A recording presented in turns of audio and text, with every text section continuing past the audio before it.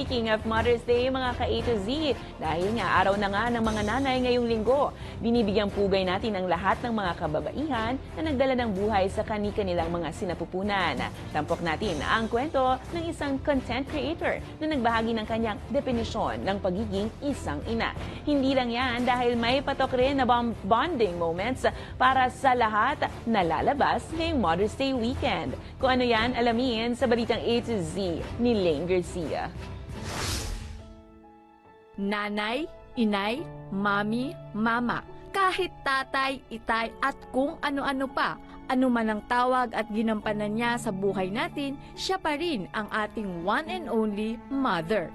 Ang siyang hinahanap-hanap natin sa araw-araw, unang bumabangon sa umaga para ayusin ang pangangailangan ng pamilya. Hindi nga naman madali ang maging ilaw ng tahanan, lalo't kaliwat kanan ang pinagdadaanan. Sang-ayon diyan ang content creator at ina ng 2 anak na si Leila.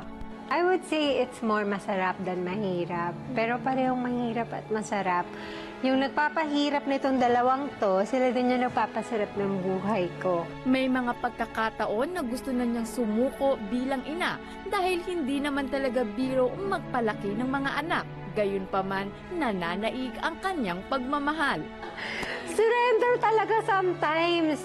Kasi, of course, tao lang tayo even if we're moms. No matter how much we love our children, mapapagod ka rin as a human being because I'm also very hands-on. So, I bring them to school, I make their baon, prepare their baon, I cook their meals. Kasi I want to make sure that whatever I feed them, healthy, walang mga kung ano-anong mga, nakakatakot na ingredients, ganyan.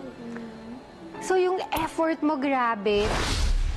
Kaya naman ngayong Mother's Day, may recommended activity si Mami Leila na perfect pambanding ng mga mag-iina at siguradong ma-e-enjoy pa ng mga kids. Yan ang mag-bake sa Bake Bee na matatagpuan sa Level 3, The Block ng SM North EDSA. No need to be expert, ika nga. We are a DIY co-baking studio. Your kids and the mothers, your friends can have your best experience here at Bake Bee. Mostly talaga na nagbe-bake dito yung mga zero experience po talaga. So yung mga pupunta dito, mga ano na sila, mga newbie. Very nice ang ambience. All pink pa ang tema with flowers sa entrance. Kumpleto ang baking tools, may tour at briefing.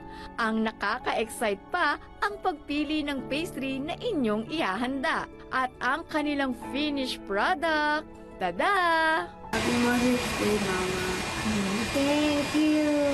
Even though that we are usually makulit and don't listen, we still love you and no matter what happens, we'll protect you. Just stay focused, don't give up, and don't forget yourselves. We tend to put our children first all the time, which is right. But it's also right that we give time for ourselves sometimes because we cannot be the best version of a mother for our children if we do not give ourselves some break to breathe, relax. Kaya naman sa ating mga ina na walang kapantay, araw-araw sa atin gumagabay. Kayo ang mga bayaning tunay, ang kahulugan ng aming buhay. Maligayang araw ng mga ina sa lahat ng mga nanay.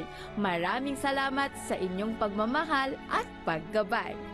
Para sa Balitang A to Z, Lane Garcia.